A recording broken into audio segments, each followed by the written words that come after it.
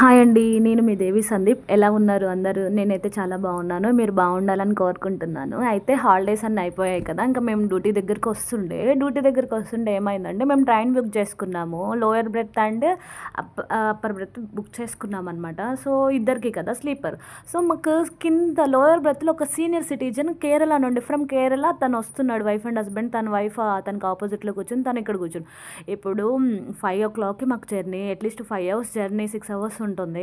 మేమేంటంటే ఇక పడుకుందాము, బ్యాగ్స్ అన్నీ కింద పెట్టుకొని అలా అని చెప్పేసి అనుకుంటే అతను ఏంటి రూల్స్ ఈజ్ రూల్ ఏంటి మేము రూల్స్ అనేది ఫాలో అవ్వాలి, డే పూట పడుకునేది లేదు, నేను అసలు సీట్ ఇవ్వను మీకు, అది నాకు వెనక వీప్ సైడ్ మాత్రం అట్లా దించేసే ఉంటుంది, మీరు పడుకోవాలంటే పైకి వెళ్ళి పడుకోండి అని చెప్పేసి ఒక్కళ్ళకి సీటు మాత్రమే ఇస్తున్నాడు. ఇంకా ఇప్పుడు అన్నిసార్లు ఓకే రూల్ ఈజ్ రూల్, కానీ మనం మనుషులం కదా, కొన్నిసార్లు ఏంటంటే సిచ్యువేషన్ని అర్థం చేసుకోవాలి. కొన్ని స్లీపింగ్ లెస్ నైట్స్ ఉంటాయి. కొంతమంది ఎక్కువ అంటే అక్కడ నుంచి వేరే దూరం వెళ్ళాల్సిన పరిస్థితులు ఉంటాయి. వాళ్ళు ఏంటంటే కొంచెం రెస్ట్ తీసుకోవాలి. ట్రైన్లో ఏం చేస్తాం, జర్నీ టైంలో ఏం పని చేయలేం.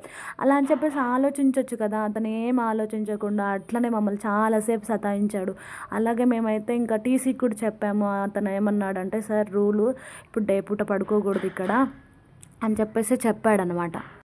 ఇంకా అతనితో వాదించడం ఎందుకు అని చెప్పేసి ఇంకా మేము కూడా అడ్జస్ట్ అయ్యాము. అవును, మీకు ఇలాంటి సిచ్యువేషన్ ఎప్పుడైనా ఎదురైందా? ఎదురైతే మీరు ఎలా రెస్పాండ్ అవుతారు దానికి? మాకైతే ఫస్ట్ టైం అసలు చాలా చాలా ఇబ్బంది అనిపించింది. సో మీకు ఎప్పుడైనా జరిగితే డెఫినెట్గా కామెంట్